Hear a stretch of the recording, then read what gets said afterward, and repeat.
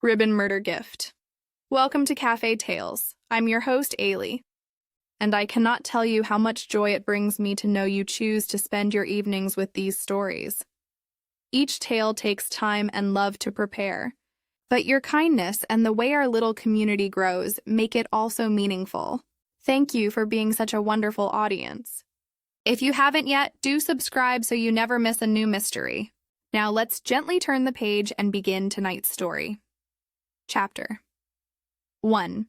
Midnight Parcel. The morning light filtered through the frost-etched windows of Hawthorne Lodge with that peculiar clarity that only Christmas Day could bring to St. Mary Me. Miss Jane Marple, having completed her early morning devotions and partaken of a modest breakfast in her own cottage, had accepted Lady Bantry's invitation to join the Westmont household for their Christmas morning celebration. "Jane, dear," Dolly Bantry had said the previous evening, "you simply must come. The Colonel has been so looking forward to showing off his new wife, and I do think poor Clarissa could use the company. Family gatherings can be rather trying when one is the daughter from his first marriage." Miss Marple had agreed, as she generally did when her old friend pressed such invitations upon her. There was always something to observe in a household where old loyalties met new affections, particularly during the heightened emotions of the Christmas season. Hawthorne Lodge stood at the far end of the lane that wound past Miss Marple's own cottage, a solid Georgian house that Colonel Hugh Westmont had purchased upon his retirement from the Indian Army.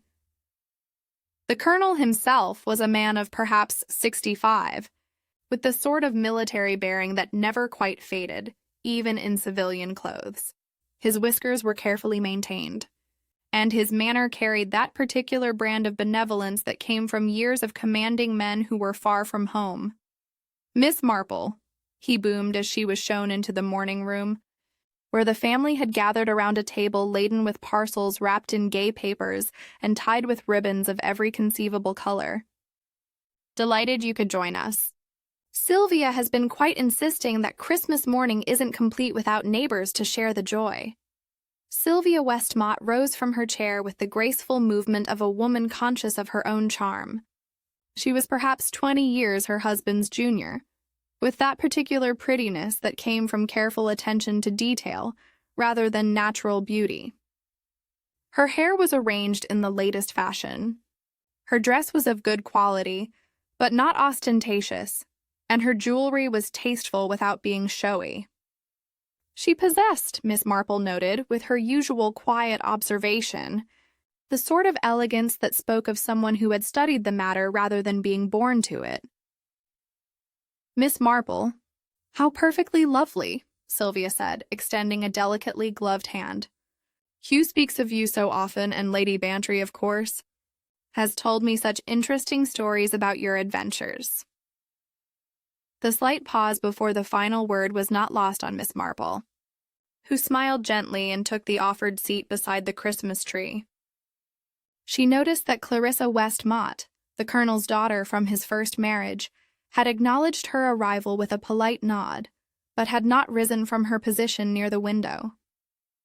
Clarissa was a woman of perhaps 30, with a sort of serious demeanor that suggested she had shouldered responsibilities early in life. Her dark hair was pulled back severely, and her dress, while appropriate for Christmas morning, lacked the careful touches that marked her stepmother's appearance. There was something watchful about her manner, Miss Marple thought, the quality of someone who observed much and spoke little. "Now then," Colonel Westmont declared, rubbing his hands together with evident pleasure, "let us see what Father Christmas has brought us this year." The morning proceeded with a gentle ritual of gift-giving that marked households across England. Miss Marple accepted a charming book of pressed flowers from Lady Bantry, and offered in return a pair of warm gloves she had knitted herself. The Colonel presented his wife with a delicate pearl brooch, which she received with appropriate exclamations of delight, while Clarissa opened her gifts with quiet thanks. It was as the pile of parcels dwindled that Sylvia reached for a package that had somehow been overlooked in the earlier distribution. It was wrapped in plain brown paper, quite different from the gay Christmas wrappings of the other gifts, and tied with a single band of black velvet ribbon. "How curious," she said, turning the package over in her hands. "There's no indication of who it's from." Attached to the ribbon was a small tag written in the sort of careful copperplate that suggested parish hall charity work, rather than professional wrapping. Upon it, in neat letters, was written simply, "For supper, wear me." "How mysterious," Lady Bantry laughed. "A secret admirer, perhaps." Sylvia's laugh tinkled like silver bells, though Miss Marple noticed that Clarissa's expression had grown even more watchful. "How delightfully romantic. Hugh, you haven't been keeping secrets from me, have you?" The Colonel protested his innocence with good humor, and Sylvia carefully untied the black velvet ribbon. Inside the brown paper was a small white box, and nestled within that, upon a bed of cotton wool, lay a slender choker of black velvet with a tiny jet slide. "Oh, how perfectly charming!" Sylvia exclaimed, lifting the choker to the light. "How daringly old-fashioned. It's exactly the sort of thing one might wear with that new black dress from London." She fastened it about her throat immediately, the jet slide catching the morning light with a subdued gleam. Miss Marple found herself studying the ribbon that had bound the package, which Sylvia had carelessly discarded beside her chair. There was something about the ends that caught her attention. They appeared to have been cut twice, first in a diagonal slice, and then again straight across, leaving the peculiar appearance of ribbon that had been trimmed and then retrimmed for neatness.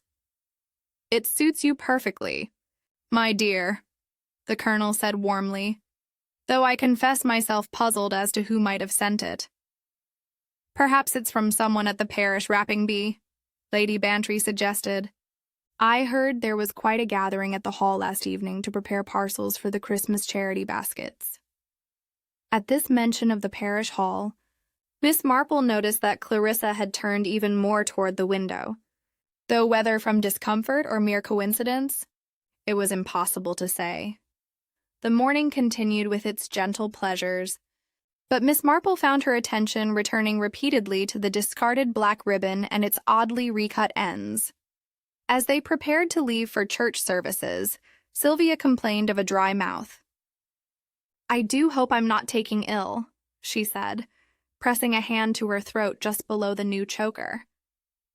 "Perhaps it's the excitement of Christmas morning." "Nonsense, my dear," the Colonel assured her. "A touch of the Christmas spirit and rich food, nothing more. A glass of lemonade will set you right."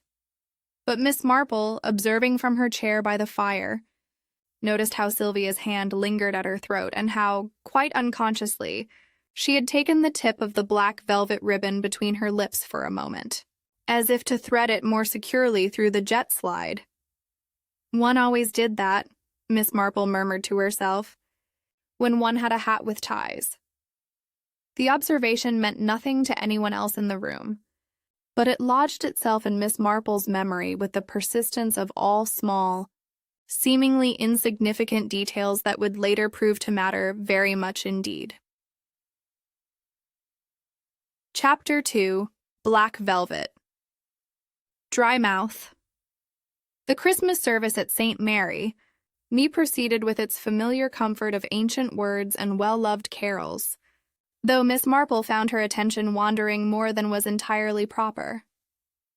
From her usual pew she could observe the Westmont family in their accustomed place 3 rows forward, and she noticed that Sylvia continued to touch her throat frequently, adjusting the black velvet choker with what seemed an unconscious gesture. The Reverend Leonard Clement had chosen for his text that morning a passage about the gifts of the Magi, which seemed particularly appropriate given the morning's events. His wife, Griselda, resplendent in a new hat that suggested the successful conclusion of her annual campaign for Christmas millinery funds, caught Miss Marple's eye and smiled warmly. The young Mrs. Clement had developed a genuine fondness for the elderly spinster, who had proven so helpful in various parish difficulties. After the service, as the congregation lingered in the churchyard, exchanging Christmas greetings and admiring one another's finery, Miss Marple found herself approached by Mrs. Prudence Merton, the chemist's wife. Prudence was a brisk, practical woman who had taken on many of the organizational duties that kept St. Mary Me's charitable efforts running smoothly. "Miss Marple," she said, slightly breathless from her hurried approach.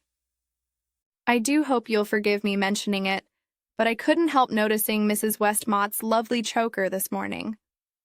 Such an unusual piece, quite Victorian, isn't it?" "Indeed," Miss Marple agreed mildly. "She mentioned it was an anonymous gift." "How romantic," Mrs. Merton said, though her tone suggested she found such gestures more puzzling than romantic. "I only wondered because we had quite a number of people at the parish hall last evening for the charity wrapping, and there was some talk about missing supplies. Nothing important, you understand, but when one is responsible for the Women's Institute cupboard, one does like to know where things have gone." Miss Marple's knitting needles, never idle, even during conversation, clicked with gentle rhythm. "What sort of supplies, dear?" "Oh, nothing of value," Mrs. Merton replied quickly. "Some old fly papers we'd been meaning to dispose of. Dreadful old-fashioned things from before the war. Quite dangerous, really, with that arsenical coating, but they seem to have disappeared from the cupboard, and neither Mrs. Blunt nor I can recall moving them." At the mention of Mrs. Blunt, Miss Marple looked around the churchyard until she spotted Kitty Blunt near the lych gate, deep in conversation with several other women. Mrs. Blunt was the sort of person who seemed to materialize wherever there was work to be done. A small, neat woman with clever fingers and an encyclopedic knowledge of everyone's business, though she was generally too kind-hearted to make malicious use of such information. "Mrs. Blunt did such beautiful work with the gift wrapping last evening," Miss Marple observed. "Her bows are always so perfectly executed." "Oh yes, Kitty has wonderful hands for detail work," Mrs. Merton agreed. "She tied nearly half the ribbons for the charity baskets. Such patience. I'm afraid I haven't the temperament for such fiddly work myself." As they spoke, Miss Marple noticed that Sylvia Westmott had approached the church water tap near the vestry door and was taking several sips directly from her cupped hands. The gesture seemed oddly desperate for someone at a social gathering, and Colonel Westmott hurried to her side with evident concern. "My dear, are you quite well?" His voice carried clearly across the churchyard. "You seem rather peaked." "It's this dreadful dry mouth," Sylvia replied, dabbing at her lips with a handkerchief. "I can't seem to quench my thirst today. Perhaps I'm taking a chill." Dr. Haydock, who had been examining the new memorial tablet with a sort of professional interest he brought to all matters of mortality, overheard and approached the little group. "Christmas excitement," he pronounced after a brief examination of Sylvia's coloring. "Rich food and too much sentiment. I prescribe a quiet afternoon and perhaps some plain tea." But Miss Marple, observing from her position near the church door, noticed something that the good doctor had missed. As Sylvia had bent to drink from the tap, the black velvet choker had shifted slightly, and in that moment of adjustment, she had quite unconsciously drawn one end of the ribbon through her lips, the same gesture Miss Marple had observed that morning when Sylvia had threaded the ribbon through the jet slide. The party from Hawthorne Lodge departed for their Christmas luncheon, but not before Miss Marple had noted one more detail. As Sylvia settled into the Colonel's motor car, she removed a small mirror from her handbag to check her appearance.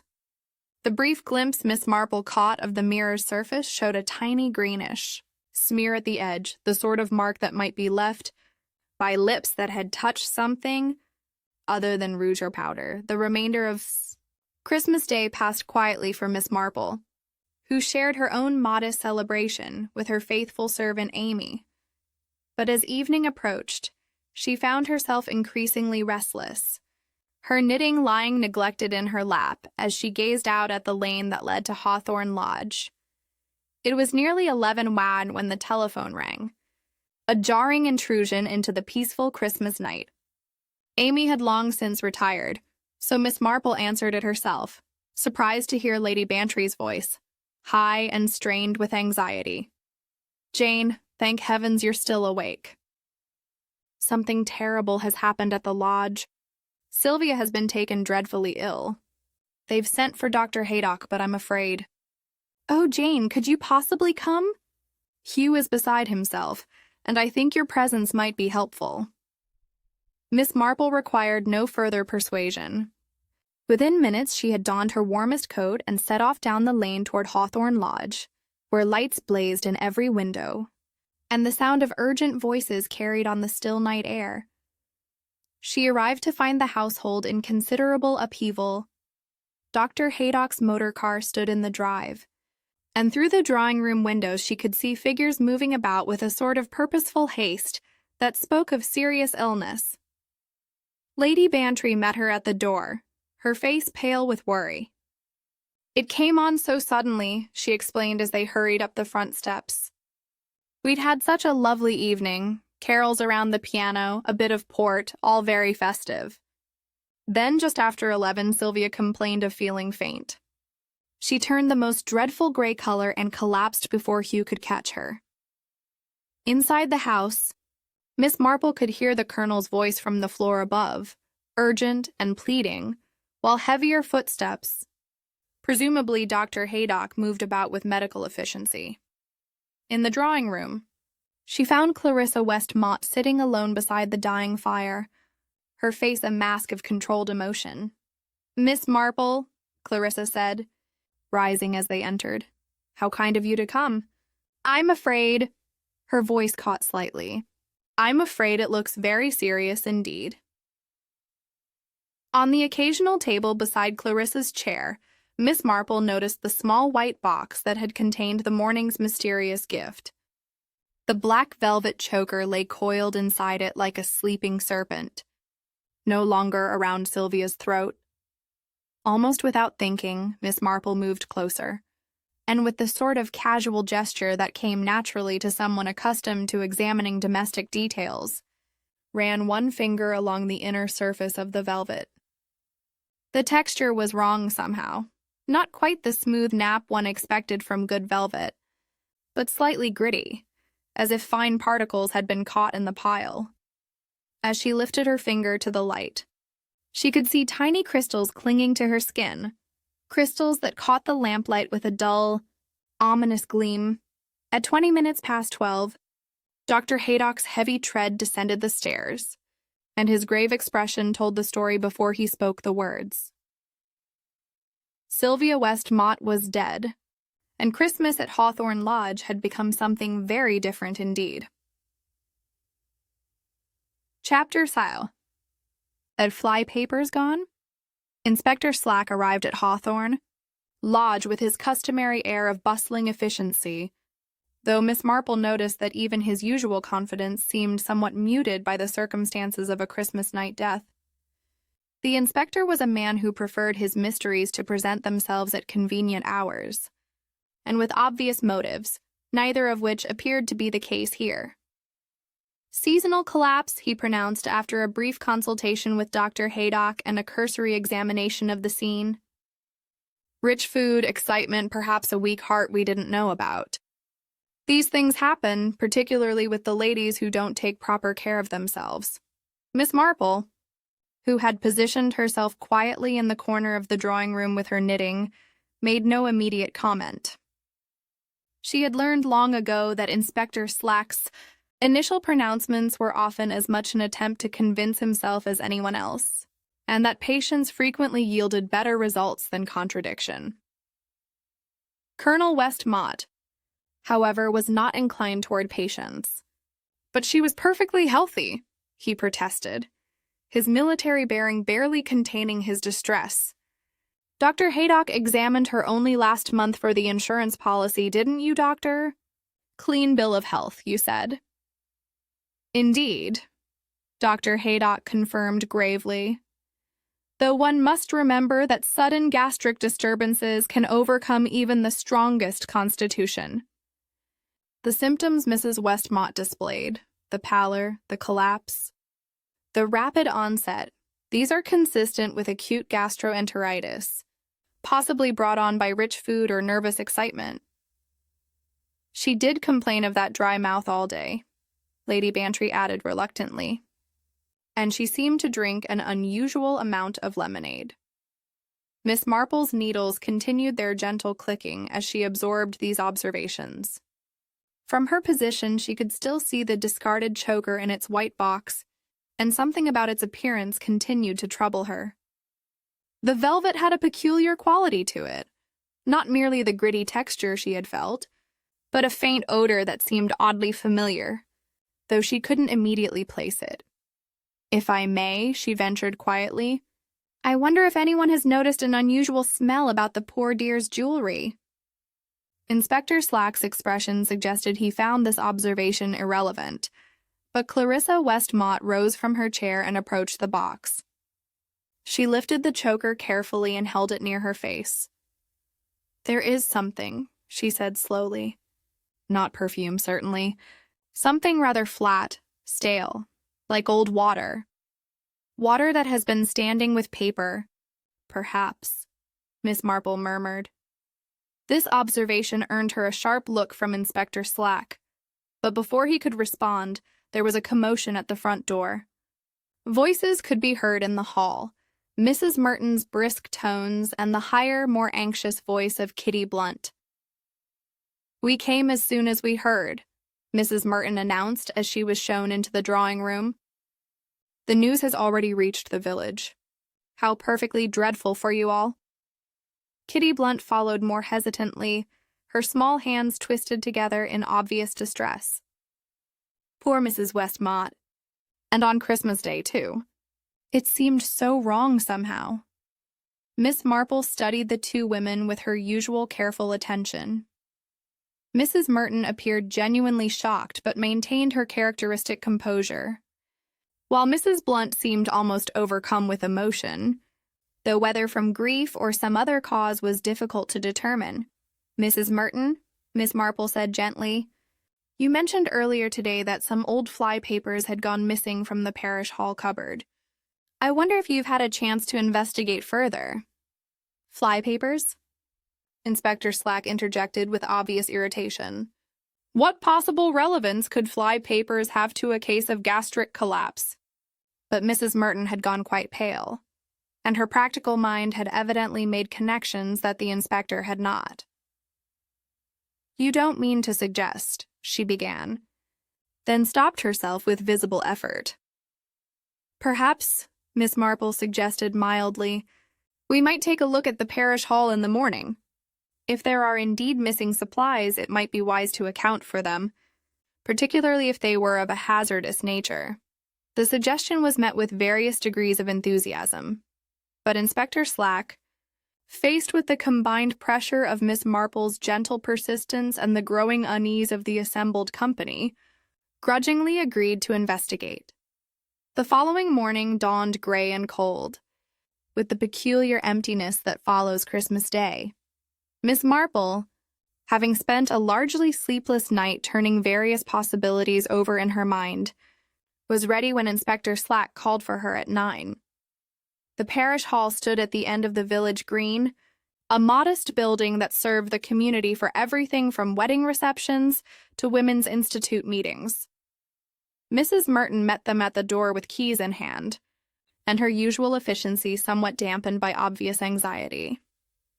"The supplies cupboard is here," she said, leading them to a large closet at the rear of the hall.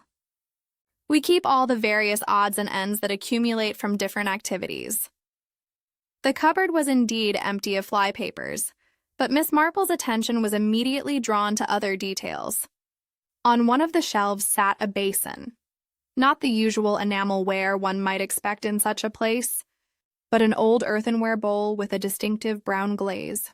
More telling still, the basin showed clear evidence of recent use, with a faint greenish stain around the rim, and a peculiar odor that matched exactly what she had detected from the choker the previous evening.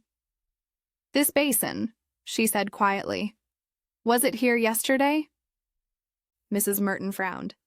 I believe so, yes, though I can't say I paid particular attention. We use it sometimes for flower arranging. But Kitty Blunt, who had remained silent until now, spoke up with obvious distress. It wasn't here when we cleaned up after the wrapping bee. I'm quite certain of that. Someone must have brought it later.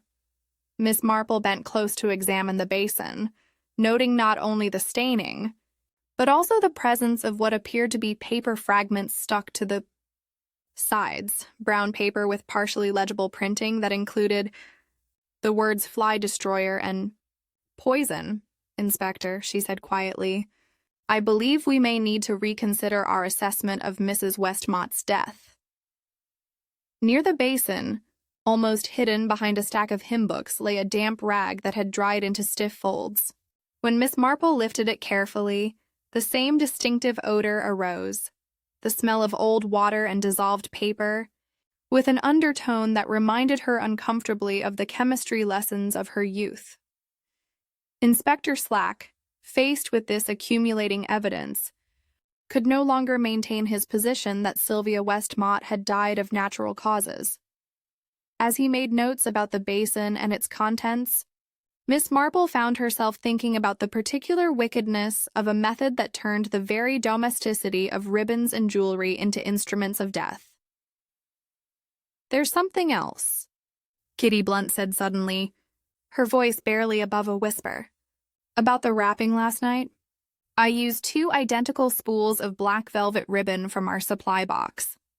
I remember it distinctly because they were the only ones we had. But this morning, she moved to another cupboard and withdrew a cardboard box. This morning there's only 1 spool left, and it's been cut. She held up the remaining spool, and Miss Marple could see immediately what she meant. The paper core showed a clean slice where someone had removed a considerable length of ribbon, then attempted to rewrap the remainder to conceal the theft. Moreover, Kitty continued with growing distress, the way the ends are finished isn't my work at all. I always cut ribbon on the diagonal to prevent fraying, but this has been cut straight across and then trimmed again. Miss Marple nodded thoughtfully. The picture was becoming clearer, though the identity of the person responsible remained tantalizingly just beyond reach. Someone with access to the parish hall, knowledge of the flypaper's location, and the skill to prepare a sophisticated method of poisoning had carefully planned Sylvia Westmott's death. What remained to be discovered was why, and more importantly, who possessed both the opportunity and the particular domestic knowledge that such a crime required. Chapter 4. Anonymous Tag. The discovery at the parish hall had transformed what Inspector Slack had dismissed as a seasonal tragedy into something far more sinister. By the time they returned to Hawthorne Lodge, the inspector's manner had undergone a complete transformation. Gone was his blustery confidence, replaced by the methodical attention to detail that marked his more serious investigations. Now then, he announced to the assembled household, I shall need to examine everything connected with that choker. Every scrap of paper. Every bit of ribbon, everything. Miss Marple, settling herself once again in her corner with her knitting, watched as the various components of the mysterious gift were laid out upon the drawing-room table. The brown wrapping paper carefully smoothed flat, the white gift box with its cotton wool padding, the black velvet choker itself coiled like a serpent in the afternoon light, and finally the small tag that had been tied to the ribbon with such innocent-seeming words. For supper? Wear me. It was Clarissa who made the first observation, leaning forward to examine the tag more closely. This isn't from a shop, she said quietly. Look at the paper. It's the same stock we use for the parish charity labels. Inspector Slack produced his magnifying glass and studied the tag with new interest. You're quite right, Miss Westmott. In fact, he paused, holding the tag up to the light. There appears to be something printed underneath the writing. Faint, but visible if you know what to look for. Miss Marple set down her knitting and approached the table, May I? She asked gently, and when the inspector handed her the glass, she examined the tag with the sort of methodical care she might have applied to a particularly complex piece of needlework. Hampers, she said after a moment. That's what it says underneath. This tag has been cut down from a larger label. You can see where the edges have been trimmed and new holes punched for the string. The implications of this discovery settled over the room like a cold draft. Someone had deliberately chosen to use parish supplies for this anonymous gift. Someone who had access to the label stock and knew exactly where to find it. Lady Bantry, who'd been unusually quiet since the previous evening's tragedy, spoke up with obvious reluctance. I'm afraid I must tell you something, Inspector, about the charity hamper labels. They're kept in the same cupboard as the other supplies, the same cupboard where the flypapers were stored. And who has access to that cupboard? Inspector Slack inquired. Though Miss Marple suspected they all knew the answer. The committee members, Lady Bantry replied. Mrs. Merton, myself, Mrs. Blunt, and she hesitated, and Mrs. West Mott. Sylvia took over the organization of the Christmas hampers this year. Colonel West Mott, who had been standing silently by the window, turned sharply at this information. Sylvia never mentioned having keys to the parish hall cupboards. Oh, she didn't need keys, Lady Bantry explained. The committee meets there regularly, and the cupboards are only locked when the hall itself is secured. During yesterday's wrapping bee, everything would have been accessible. Miss Marple had moved on to examine the string that had bound the package, and her observations were proving equally illuminating. This is ordinary shop twine, she murmured. But the knot is interesting. See here, she indicated a particular twist in the binding. This is what we used to call a double loop bow, quite distinctive, and rather difficult to tie properly unless one has had considerable practice. Kitty Blunt, who had been invited to remain for questioning, flushed slightly at this observation. That's the way I tie all my bows, she admitted. I learned it from my grandmother. She was particular about such things. Indeed, Miss Marple agreed mildly, and very beautiful work it is, too. However, she paused to examine the choker itself. The knot that secures the ribbon to the jet slide is quite different, much less neat, and the ends aren't turned under, as one might expect from someone who takes pride in their finishing work. This observation seemed to distress Kitty Blunt considerably. But that's impossible, she protested. I never worked on any choker yesterday evening. All the gifts I wrapped were for the charity baskets, children's toys, and household items. Nothing like jewelry. Inspector Slack was making careful notes.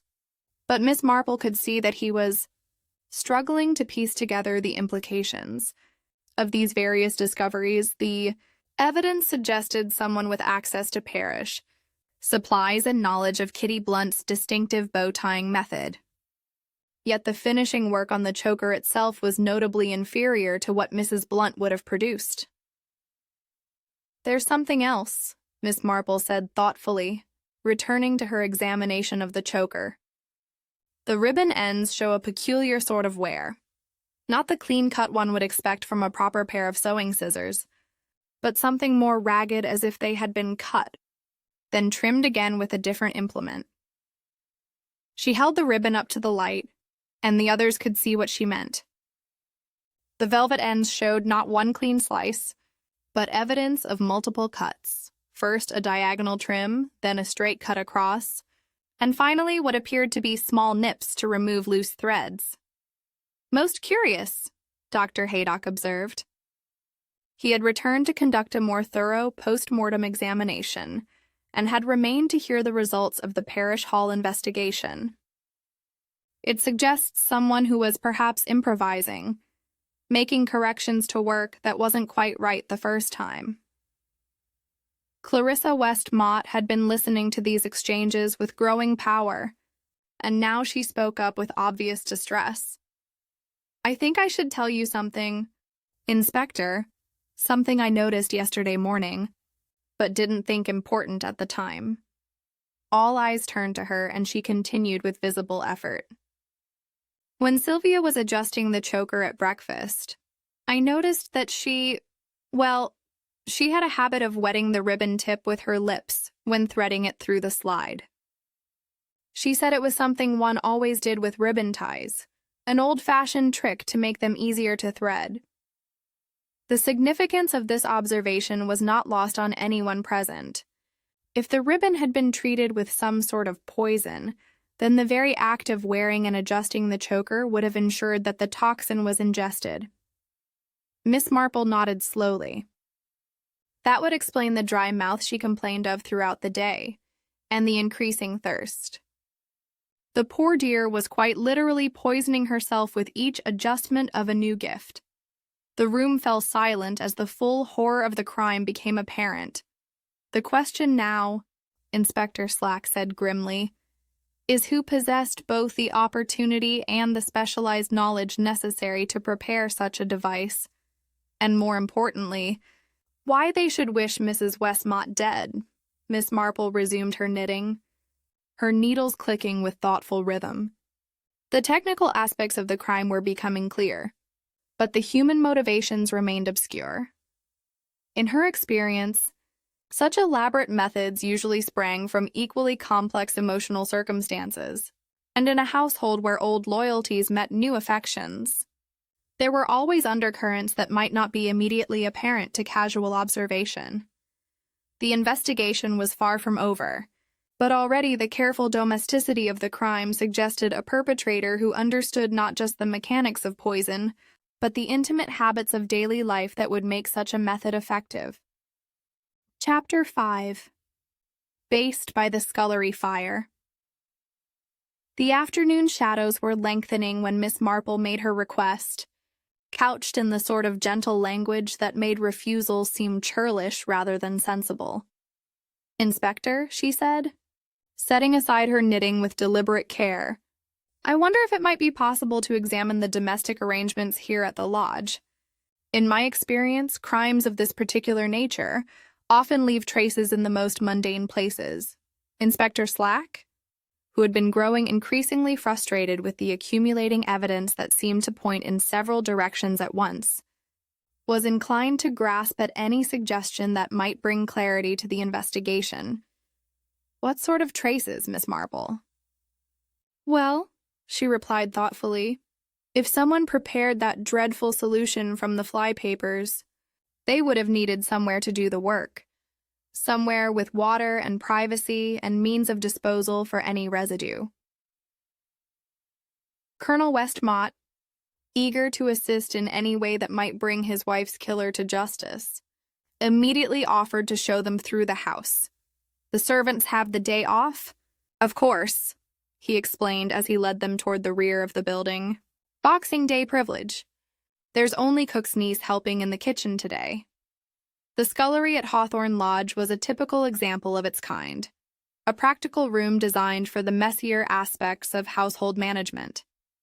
It contained the usual complement of deep sinks, scrubbing boards, and storage shelves, along with a small but efficient range that provided both heat and hot water for the washing up.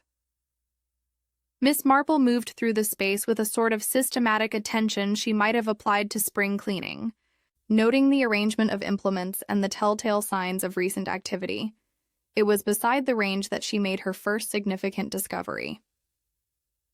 "Inspector," she called quietly, "would you come and look at this?" In the ashes beside the fire sat a cracked earthenware basin, not unlike the one they had found at the parish hall, but older and showing obvious signs of recent thermal stress. Around the inner rim was a distinctive greenish stain that seemed to have been baked into the glaze by exposure to heat. "Someone has been burning evidence," Inspector Slack observed grimly, kneeling to examine the basin more closely.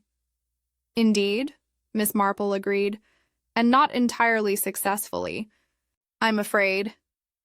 She directed his attention to several fragments of brown paper that had escaped complete destruction, lodged between the basin and the fire bricks. Careful extraction revealed partial words in the sort of bold typography used for product warnings. Fly Destroyer was clearly visible on one piece, while another bore the ominous word poison in letters that had been only partially consumed by the flames. Whoever did this, Miss Marple observed, was perhaps not as thorough as they might have been, or possibly they were working under some pressure of time. Their examination of the scullery yielded further evidence of hasty cleanup. The kitchen scissors, hanging in their usual place beside the range, bore minute scratches along the blades and a peculiar tacky residue near the pivot point that suggested they had been used to cut something more substantial than everyday kitchen materials. "May I?" Miss Marple asked, and with the Colonel's permission, she examined the scissors more closely. "These have been used recently to cut something crystalline," she announced after careful inspection. "You can see the tiny scoring marks where the blades have encountered hard particles. In the waste bin beside the scullery door, they found additional evidence, a length of black velvet ribbon considerably longer than what had been used for the choker, with one end showing the characteristic molded appearance of fabric that had been treated with some sort of liquid solution. This tells us something important," Miss Marple said, holding the discarded ribbon up to the light. "Our perpetrator prepared more material than was actually needed and discarded the excess. It suggests either inexperience with the method, or perhaps the need to ensure they had sufficient treated ribbon to complete their work."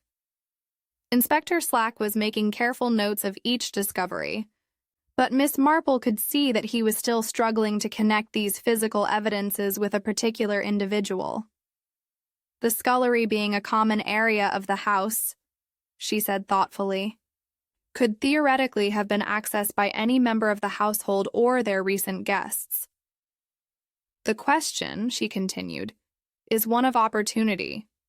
When might someone have had both the privacy and the time necessary to carry out this preparation?" Colonel Westmont considered this carefully. "Yesterday afternoon, after we returned from church, the house was quite quiet. Sylvia was resting before the evening's festivities. Clarissa was reading in the morning room, and I was in my study attending to some correspondence. The servants were busy with preparations for Christmas dinner. And your guests?" Lady Bantry departed after church to attend to her own household arrangements.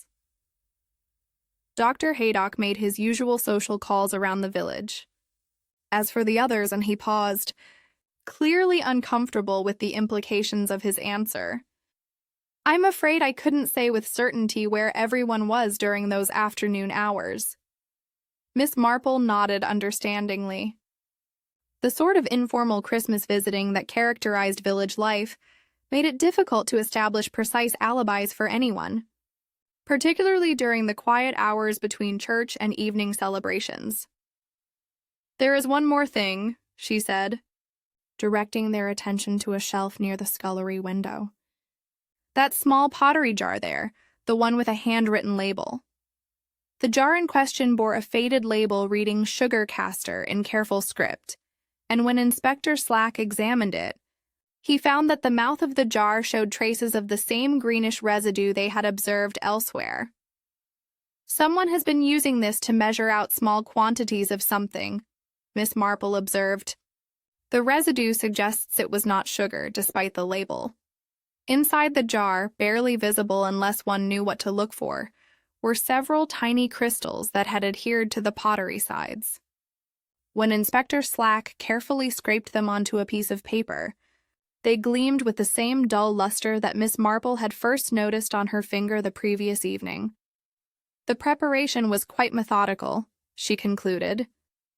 Someone with access to the scullery dissolved the arsenical fly papers in that basin, used these scissors to cut and score the ribbon ends, applied the solution to the velvet using materials readily available in any household, and then attempted to destroy the evidence in the range fire?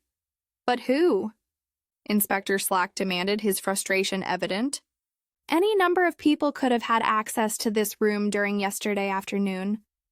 Miss Marple resumed her knitting, the needles clicking with thoughtful rhythm. That, Inspector is indeed the crucial question. But I think we might find some guidance if we consider not just who had the opportunity, but who possessed the particular domestic knowledge that such a crime required. She gazed out the scullery window toward the parish hall, visible in the distance across the village green. Someone who understood not just the properties of those old flypapers, but how a woman would wear and adjust a piece of jewelry. Someone familiar with the habits of ribbon work and the little unconscious gestures that make such methods effective. The implications of her words hung in the air like smoke from the range fire, suggesting directions for the investigation that were both more specific and more troubling than the broad suspicions that had characterized their inquiries thus far. Chapter 6. 2 Spools, 1 Cut. The Boxing Day morning brought with it a persistent drizzle that seemed to match the somber mood that had settled over St. Mary Me Miss Marple, having spent another largely sleepless night considering the various threads of evidence, decided that a visit to the parish hall was in order, not for any dramatic revelation, but for the sort of careful verification that she had learned was essential to solid detective work. She found Kitty Blunt already there, methodically sorting through the remnants of the previous evening's wrapping activities. The small woman looked up as Miss Marple entered, her face showing the strain of the past day's events. "Miss Marple?" she said, her voice barely above a whisper. "I hope you don't mind my being here. I couldn't rest at home, and I thought I should try to set things in order after what's happened." "Of course, dear," Miss Marple replied gently, settling herself on one of the folding chairs that had been arranged around the work tables. "And I must say, your work yesterday evening was quite remarkable. Such attention to detail in every bow and ribbon." A flush of modest pride crossed Mrs. Blunt's features, though it was quickly replaced by renewed anxiety. "That's what makes all this so dreadful," she said. "When Inspector Slack showed us that choker, I knew immediately that the bow wasn't my work. It couldn't have been." Miss Marple's knitting needles resumed their gentle rhythm. "You mentioned yesterday that you had used 2 spools of black velvet ribbon.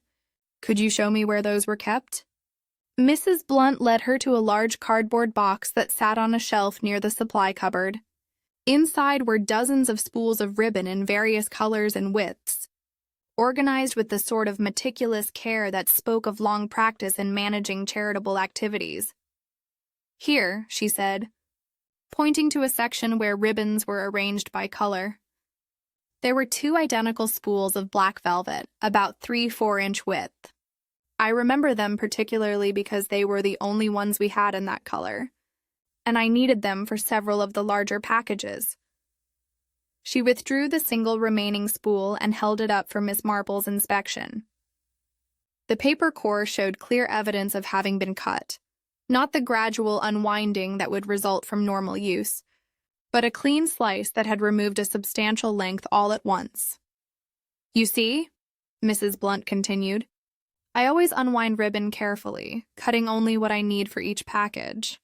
But this," she indicated the severed core, "someone has taken a great length at once, perhaps a yard or more, then tried to make the spool look undisturbed by rewrapping the remainder."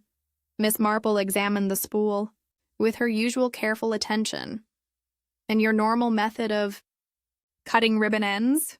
"Always on the diagonal," Mrs. Blunt replied immediately. "It prevents fraying and gives a more professional appearance. My grandmother taught me that technique when I was a girl, learning needlework." This confirmation aligned perfectly with Miss Marple's observations about the choker, where the ribbon ends had been cut straight across, a detail that had seemed insignificant at the time, but now appeared quite telling.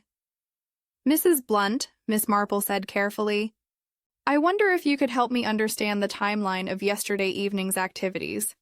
When did you last see both spools in the box?" Mrs. Blunt considered this thoughtfully. "When we began the wrapping, certainly. That would have been around 6 how. I used ribbon from 1 spool early in the evening for the children's packages, and I distinctly remember seeing both spools when I put the first one back. And when the evening concluded, we finished tidying up around 9. Mrs. Merton and I were the last to leave, and we made certain everything was properly secured. But I didn't specifically check the ribbon supplies at that point. There seemed no reason to, Miss Marple nodded thoughtfully. This suggested that the theft of the ribbon had occurred either during the wrapping activity itself, when people were moving freely about the hall, or afterward by someone who had retained access to the building. Who else was present during the evening's activities? The usual committee, of course. Mrs. Merton, Lady Bantry, myself, and Mrs. West Mott came for a short while to check on our progress. She was quite pleased with how everything was proceeding. Mrs. Blunt paused, her expression growing troubled, and there were several others who stopped by to help or to deliver last-minute contributions. Mr. Denton brought some additional boxes, and Clarissa West Mott came to collect some items for her father's hamper contributions.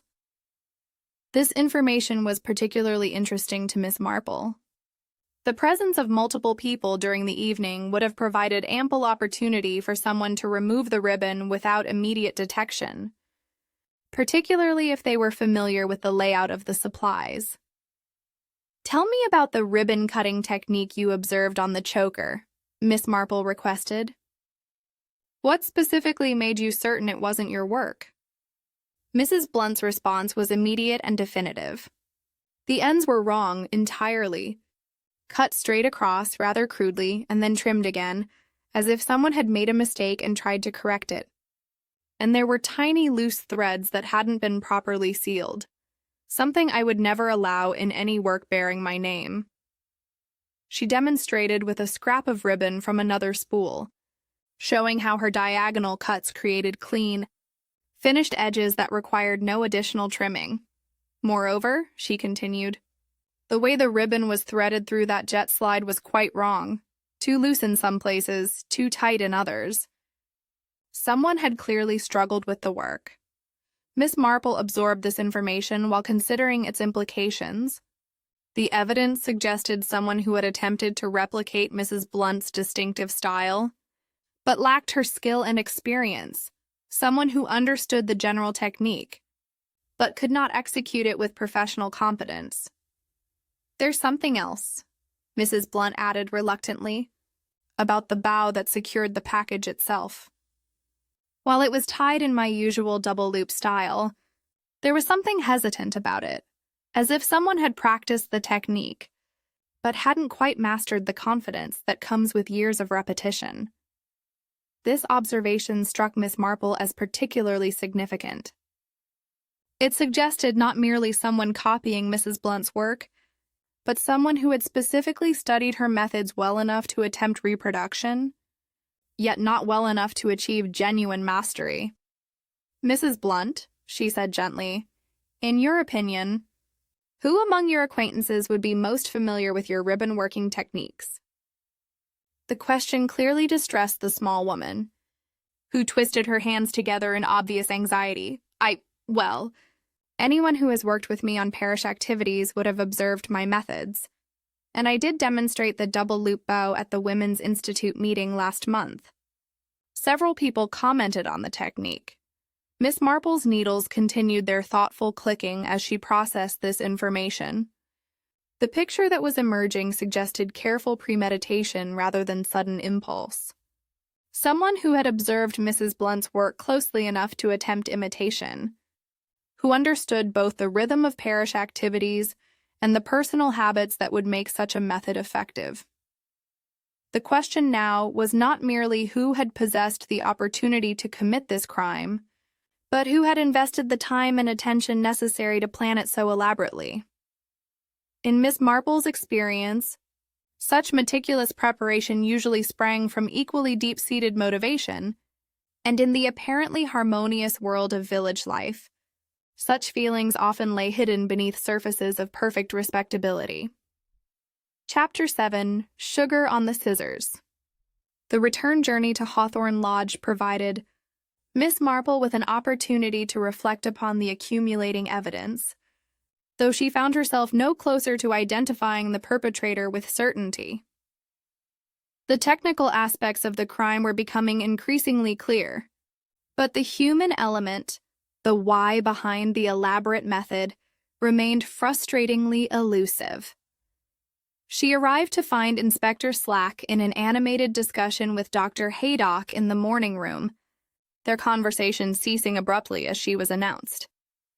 Both men wore the sort of expression that suggested they had been debating matters of considerable significance. "Miss Marple?" the inspector greeted her with evident relief. "Dr. Haydock has completed his examination, and I think you'll find his conclusions illuminating." The doctor, a man not given to dramatic pronouncements, delivered his findings with characteristic directness. Arsenical poisoning, without question. The symptoms Mrs. Westmont displayed, the post-mortem findings, everything points to a substantial dose absorbed over several hours. Death would have been inevitable once a certain threshold was reached. "The method of administration?" Miss Marple inquired. "Almost certainly through the mucous membranes," Dr. Haydock replied. "The lips primarily, though possibly some absorption through the skin of the throat where the choker rested." Whoever planned this understood exactly how the poison would be ingested. Miss Marple nodded thoughtfully. This confirmation aligned perfectly with her growing understanding of the crime's domestic sophistication. Someone had not merely chosen poison as a weapon, but had selected a method that relied upon the victim's own unconscious habits for its effectiveness. "Inspector," she said, "I wonder if we might examine the morning room more carefully. In my experience, criminals often overlook the smallest details in their haste to complete their work." Inspector Slack, who had learned to respect Miss Marple's seemingly inconsequential observations, readily agreed. The morning room at Hawthorne Lodge served as the family's informal gathering place, where newspapers were read, correspondence attended to, and the small rituals of daily life conducted. It was on the tea tray, still bearing the remnants of Christmas morning's refreshments, that Miss Marple made her next discovery. Among the various implements and containers stood a small paper cone of the sort used for dispensing sugar or other fine substances. To casual observation, it appeared perfectly ordinary, the kind of thing that might be found in any well-appointed household. "May I?" she asked Colonel Westmont, who nodded his permission with obvious bewilderment. Upon closer examination, the paper cone revealed several interesting characteristics. The tip had been folded and unfolded multiple times, leaving crease marks that suggested repeated use. More significantly, the interior showed a faint greasy residue combined with what appeared to be crystalline, particles that caught the light with an all-too-familiar gleam. "This has been used to pour something other than ordinary sugar," Miss Marple observed quietly. "Something that required careful measuring and precise application." Inspector Slack examined the cone with his magnifying glass, confirming the presence of the suspicious crystals. But what would be the purpose of such an implement? "To fill something narrow," Miss Marple replied, her attention turning to the jet slide of the discarded choker. "Something that required a steady hand and controlled application." She demonstrated with the empty cone, showing how it could be used to direct small quantities of material into the tiny opening of the jet slide. The slide itself would serve as a reservoir, she explained, holding enough treated material to ensure repeated doses as the ribbon was adjusted and readjusted throughout the day. The ingenuity of the method was becoming apparent, not merely the application of poison to the ribbon surface, but the creation of a concentrated source within the jewelry itself, ensuring that each time Sylvia had moistened the ribbon tip or adjusted the choker's position, she had received another dose of the lethal substance. "There's something else," Miss Marple continued, directing their attention to a pair of small scissors that lay on the writing desk. These were not the kitchen implements they had found in the scullery, but delicate sewing scissors of the sort used for fine needlework. The blades showed the same fine scratches they had observed on the kitchen scissors, but these marks were even more pronounced, suggesting more extensive use in cutting crystalline material. Moreover, near the finger grips were traces of what appeared to be sugar crystals. Ordinary sugar, Miss Marple determined upon tasting a minute sample. But their presence was nonetheless significant.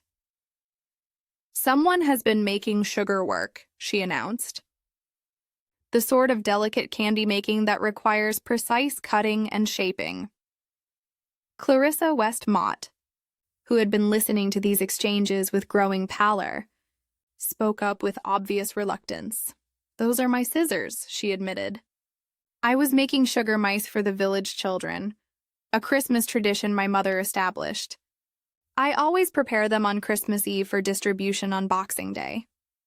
Miss Marple examined the scissors more carefully, noting that while they bore evidence of sugar work, they also showed the telltale signs of having cut something far harder than confectionery. Indeed, Miss Westmott, and very charming work it must be. However, I think we might find that these scissors have been used for purposes other than candy making. She directed their attention to Clarissa's sewing box, which sat open on a side table. Inside, among the usual complement of needlework supplies, were several additional pairs of scissors, all showing varying degrees of use. One pair, however, was notably clean and sharp, with none of the microscopic scoring that marked implements used for cutting crystalline substances. "These would be your usual needlework scissors," Miss Marple observed. "The ones you would naturally reach for when working with ribbon or fabric." Clarissa nodded, though her expression suggested she understood the implications of the comparison. "Which means," Miss Marple continued gently, "that the scissors showing evidence of crystal cutting were deliberately chosen for that particular task, despite the availability of other, more suitable implements. The logic was inescapable. Someone had specifically selected scissors that could later be explained away as having been used for legitimate sugar work, should questions arise. It suggested a level of premeditation that was both impressive and deeply disturbing. Inspector Slack was making careful notes of these observations, but Miss Marple could see that he was still struggling to connect the physical evidence with a specific individual. The facts were accumulating with damning precision, yet the identity of the perpetrator remained tantalizingly just beyond reach.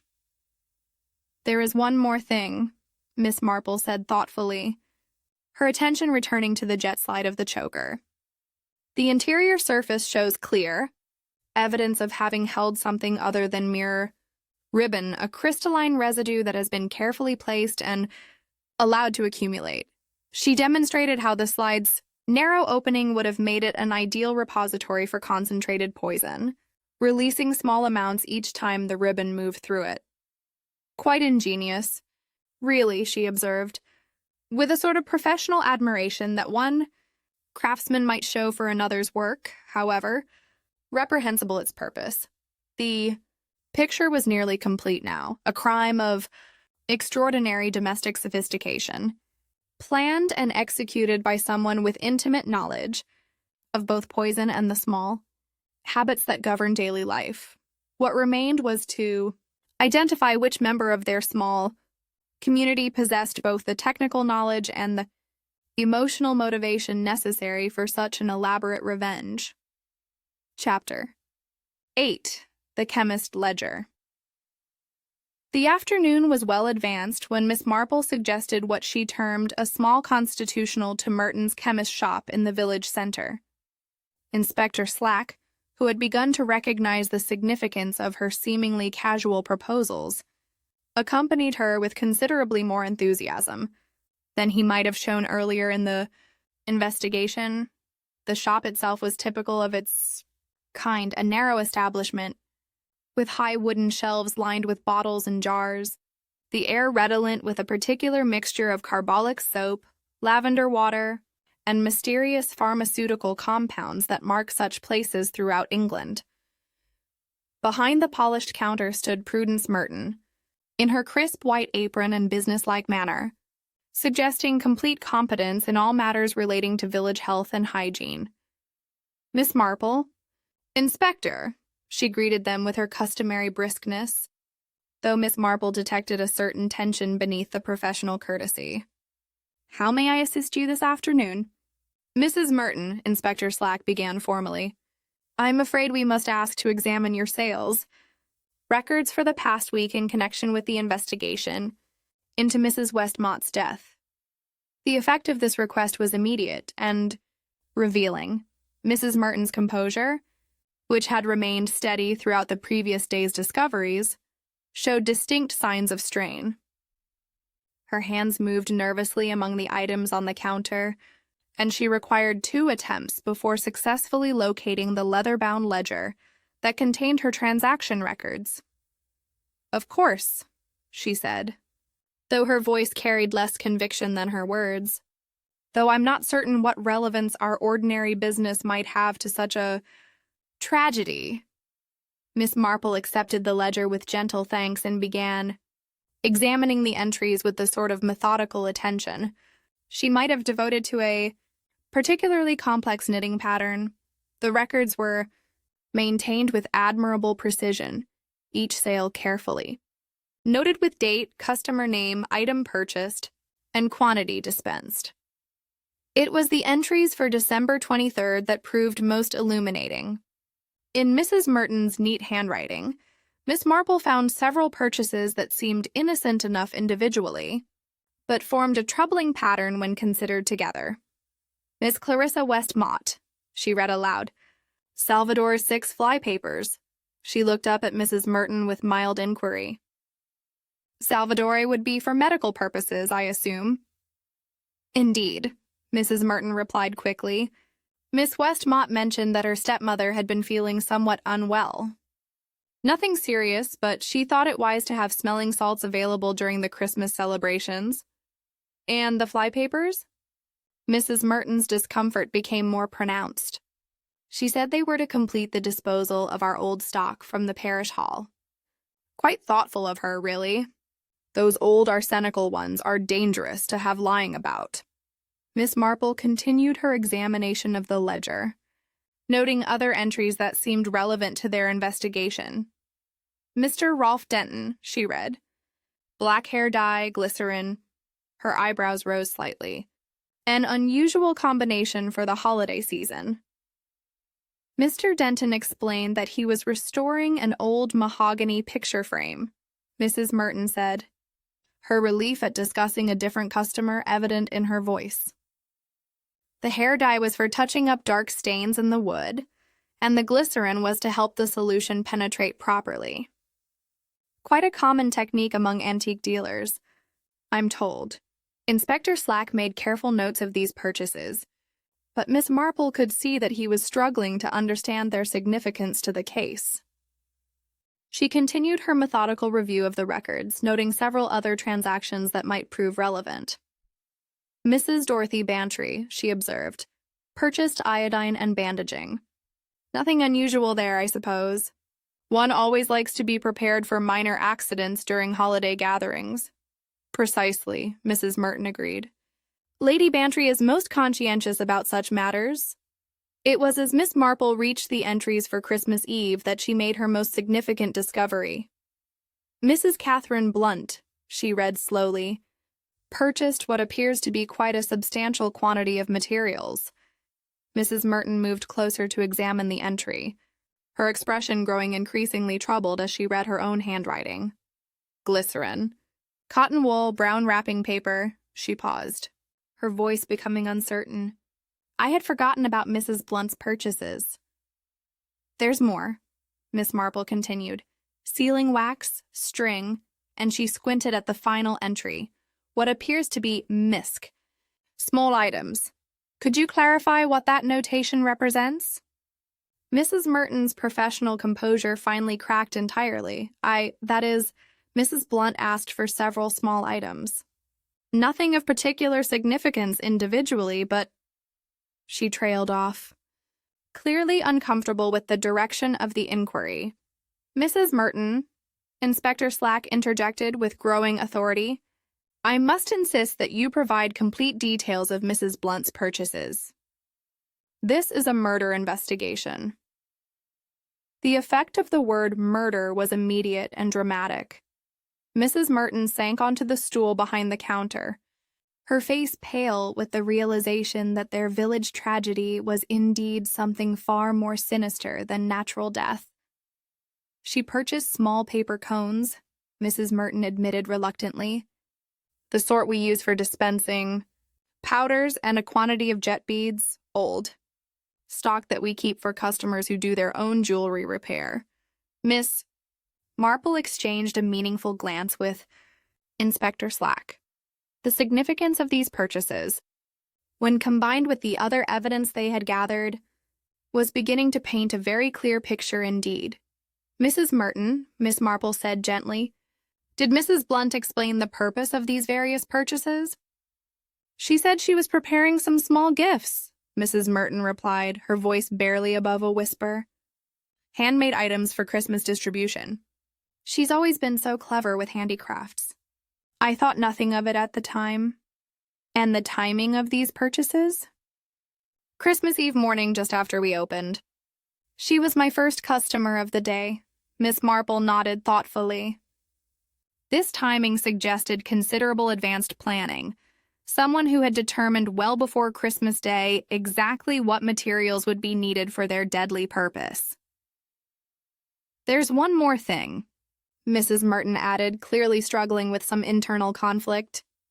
Mrs. Blunt specifically asked about the properties of glycerin, whether it would help other substances penetrate fabric more effectively. The implications of this inquiry were unmistakable. Glycerin was commonly used to enhance the absorption of various solutions into textiles, exactly the property that would be needed to ensure that an arsenical solution would adhere to velvet ribbon effectively.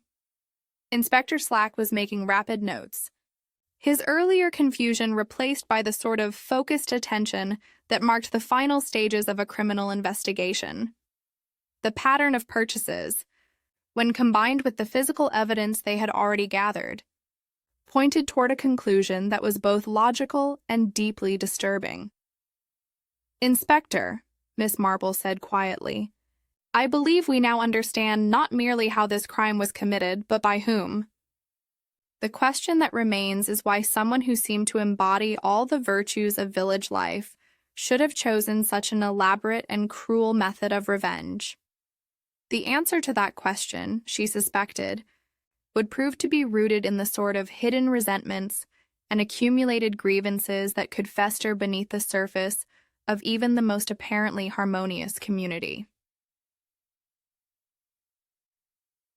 Chapter 9. Kitchen Table. The Truth Unraveled. The kitchen at Hawthorne Lodge had become an unlikely courtroom as Miss Marple arranged the various pieces of evidence upon the scrubbed oak table.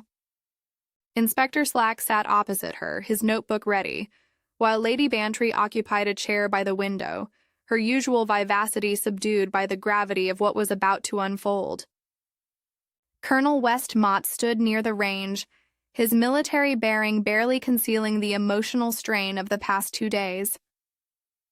Now then, Miss Marple began, her voice carrying the gentle authority that had characterized so many of her previous explanations. I think it would be helpful if we examined together exactly how this dreadful crime was accomplished.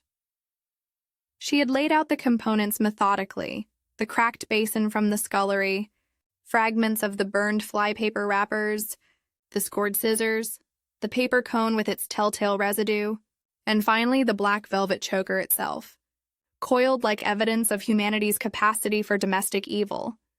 The method, she continued, was both ingenious and utterly ruthless. Our perpetrator began with the old arsenical flypapers from the parish hall, those dangerous relics from before the war that should have been disposed of years ago. These were soaked in water, probably in that basin we found at the hall, to create a clear solution containing a concentrated dose of arsenic. Inspector Slack nodded grimly. We've confirmed that the residue in both basins contains enough arsenic to kill several people. Indeed. But the truly diabolical aspect was not the poison itself, but the method of delivery. Miss Marple lifted the choker, handling it with evident distaste. A length of black velvet ribbon was treated with this arsenical solution, enhanced with glycerin to ensure proper absorption and adherence to the fabric. The ribbon was then threaded through a jet slide, which had been prepared as a reservoir for additional poison, using that paper cone. Lady Bantry pressed a handkerchief to her lips. "You mean that poor Sylvia was poisoning herself each time she adjusted the wretched thing?" Precisely. The perpetrator understood that a woman wearing such a piece would inevitably moisten the ribbon tip with her lips when threading it through the slide, an unconscious habit so ingrained that the victim would never think to question it. With each adjustment, each small movement of the ribbon, more poison was absorbed. Colonel Westmott's voice was hoarse with emotion. But who could have known about such habits? Such intimate details of how a lady would wear her jewelry. Miss Marple's knitting needles resumed their gentle rhythm. Someone with extensive experience in dressmaking and ladies' accessories. Someone who had observed such habits countless times in the course of their work. Someone, in fact, who had spent years studying the small gestures that make up a woman's daily life.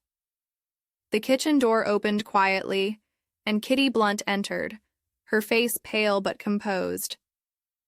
She'd been summoned by Inspector Slack, ostensibly for further questioning about the parish hall supplies, but Miss Marple suspected that some instinct had told her the truth was finally to be revealed. "Mrs. Blunt," Miss Marple said gently, "please do sit down. I believe you know why we have asked you here." Kitty took the offered chair with the dignity of someone who had already accepted her fate. Her small hands lay folded in her lap, and she regarded the assembled evidence with a sort of professional interest. A seamstress might show for a particularly complex piece of work. "You're going to tell them it was me," she said quietly. "And you're quite right, of course. I did kill her." The simple admission sent a shock through the room, though Miss Marple's expression remained compassionate rather than accusatory. "The evidence was rather overwhelming," Miss Marple replied. "The ribbon work that bore your distinctive style, yet lacked your usual perfection. The theft of materials from the parish hall to which you had access and keys. The purchases from Mrs. Merton's shop. Glycerin, paper cones, jet beads, all the components necessary for your deadly gift. But why?" Colonel Westmott demanded, his voice breaking. "Sylvia never did you any harm. She was kind to you, encouraging your work." Kitty's composure finally cracked, and years of suppressed resentment poured forth. "Kind. She promised me a dressmaking room at the lodge, then withdrew the offer the moment Mr. Denton whispered in her ear about my little ambitions. She laughed at my hopes, said I should be content with parish charity work. There was more, wasn't there?" Miss Marple prompted gently.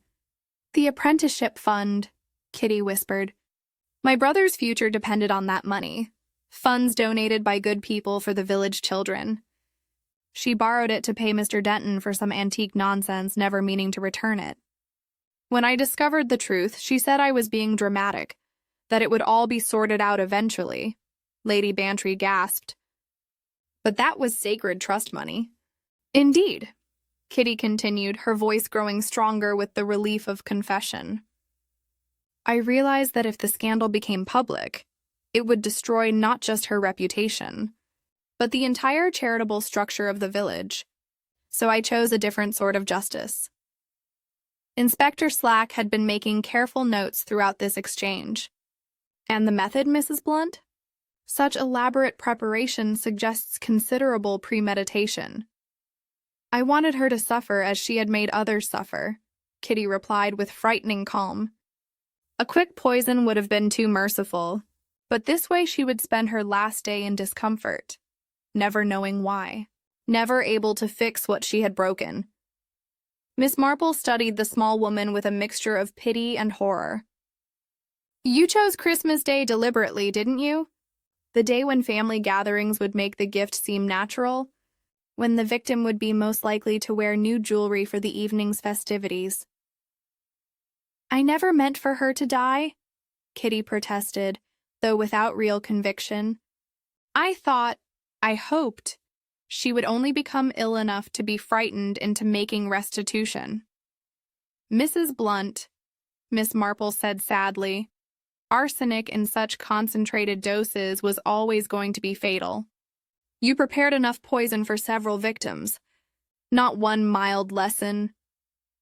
The kitchen fell silent except for the ticking of the mantel clock and the soft scratch of Inspector Slack's pen. Finally, Kitty spoke again, her voice barely audible. "I suppose you think me a monster, a woman who perverted the domestic arts into instruments of death." "I think," Miss Marple replied with infinite gentleness, "that you are a woman who allowed justified anger to grow into something terrible. The tragedy is not merely that Mrs. Westmont died, but that your own gifts, your skill, your artistry, your knowledge of the small details that make life beautiful, were turned to such dark purposes." Inspector Slack rose from his chair with official gravity. "Catherine Blunt, I arrest you for the murder of Sylvia Westmont. You're not obliged to say anything, but anything you do say may be taken down and used in evidence." As the handcuffs clicked into place, Kitty looked around the kitchen one final time, her gaze lingering on the evidence of her crime. "I only wanted justice," she said. "Justice for the money stolen from children, for promises broken, for dreams dismissed as unworthy." "Justice," Miss Marple observed quietly as they led Kitty away, "should never be administered by private hands. That way lies only more tragedy, more broken lives, more families destroyed by the very evil it seeks to remedy." Chapter 10. Aftermath. Tea and Plain Facts. The following afternoon found Miss Marple seated in Lady Bantry's comfortable morning room, where the weak winter sunlight struggled through windows that seemed to reflect the subdued mood that had settled over St. Mary Me. The events of the past few days had cast a shadow over the village that would not soon lift, and even the familiar ritual of afternoon tea carried with it an air of melancholy that no amount of good china could dispel. "I still cannot quite believe it," Lady Bantry said, pouring tea with hands that trembled slightly. Kitty Blunt of all people. She seemed the very embodiment of village respectability. Miss Marple accepted her cup with quiet thanks, noting that her friend had chosen the everyday service rather than the best china, a small indication that the normal ceremonies of social life had been disrupted by recent revelations. "In my experience, Dolly, those who appear most respectable are often those who have the most to conceal." Mrs. Blunt had spent years observing the lives of others, noting their weaknesses, their habits, their vulnerabilities. Such knowledge can be dangerous in the wrong hands, but to use it for murder— Lady Bantry shuddered. "And such a calculated, deliberate murder at that. The planning involved, the attention to detail, is quite horrifying when one thinks about it properly." Through the window they could see the parish hall in the distance, its familiar outline now, forever associated with darker purposes than charitable activities. Miss Marple followed her. Friends gazed and reflected upon how quickly the innocent could be transformed into the sinister by human malice. "The tragedy," she observed, "is not merely that Mrs. Westmont died, but that such genuine grievances were allowed to fester into something so destructive." Had Mrs. Blunt spoken publicly about the missing funds, had she sought proper redress through official channels, none of this need have happened. "You think her complaints were justified, then?" Miss Marple considered this carefully. "Colonel Westmont has already made full restitution to the apprenticeship fund, which suggests that the money was indeed missing. As for the withdrawn promise of the dressmaking room, that speaks to a thoughtlessness that can be deeply wounding to someone whose pride and livelihood depend upon such opportunities, Lady.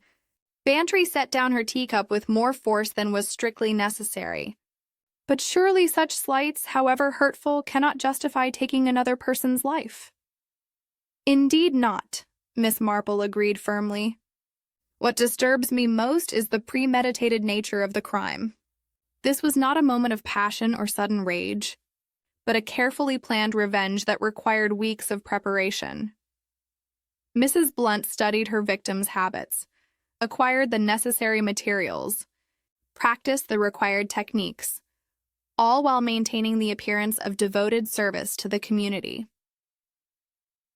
The conversation was interrupted by the arrival of Inspector Slack, who had requested permission to call upon them with an update on the investigation's conclusion. His manner, as he was shown into the morning room, carried the satisfaction of a man who had successfully resolved a complex case, though his expression remained appropriately grave. "Ladies," he greeted them formally, "I thought you should know that Mrs. Blunt has provided a complete confession. The details confirm everything that Miss Marple deduced about the method and preparation and her state of mind." "And her state of mind?" Miss Marple inquired gently. "Remarkably composed, considering the circumstances," Inspector Slack replied. "She seems almost relieved that the truth has finally emerged. She's admitted to everything: the theft of the fly papers, the preparation of the arsenical solution, even the practice sessions with ribbon work to ensure she could replicate her own style convincingly." "Practice sessions," Lady Bantry murmured with horrified fascination.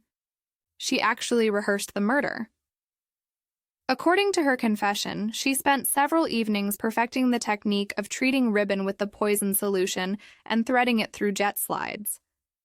She wanted to ensure that the finished product would appear to be her own work, while containing enough flaws to suggest someone else had attempted to copy her methods.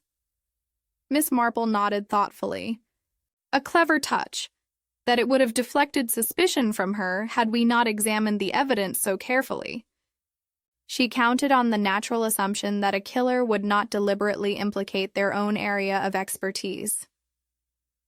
"There's something else," Inspector Slack continued, "about the timing of the crime. Mrs. Blunt has revealed that she originally planned to carry out her revenge much earlier, but the Christmas charity activities provided the perfect opportunity.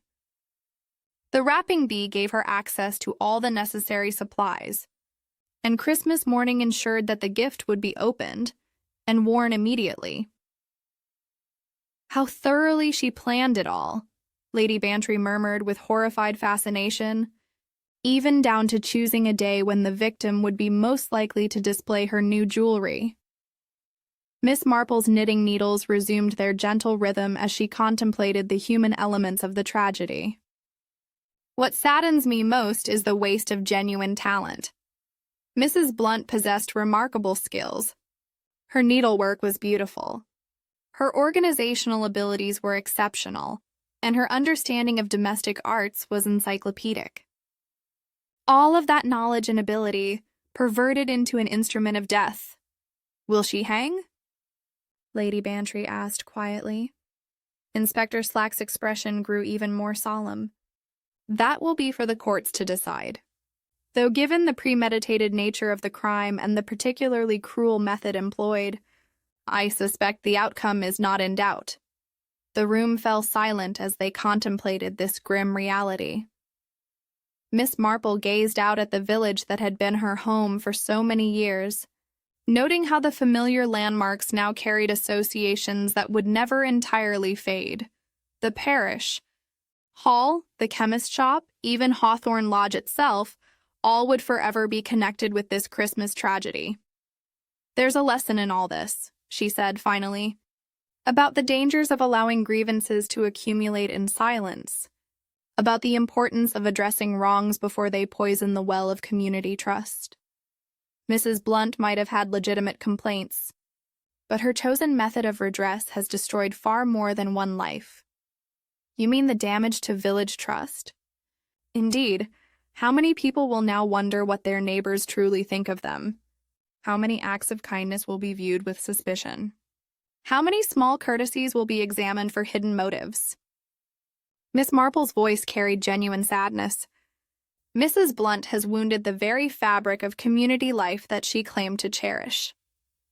As Inspector Slack took his leave and the afternoon light continued to fade, Miss Marple reflected upon the particular sadness of crimes that emerged from the heart of domestic life. There was something especially tragic about the perversion of skills that were meant to bring comfort and beauty into the world, the transformation of ribbons and bows, those symbols of celebration and gift-giving, into instruments of death. "Ribbon of all things," Lady Bantry said, unconsciously echoing Miss Marple's thoughts. "Yes, my dear," Miss Marple replied, folding her knitting with deliberate care. "In housekeeping, ribbons are meant to touch the lips and throat, to secure a bonnet, to tie back hair, to fasten a necklace. Murderers, you see, are housekeepers of a sort. They use what a household always does, and they rely on habits people don't even know they have."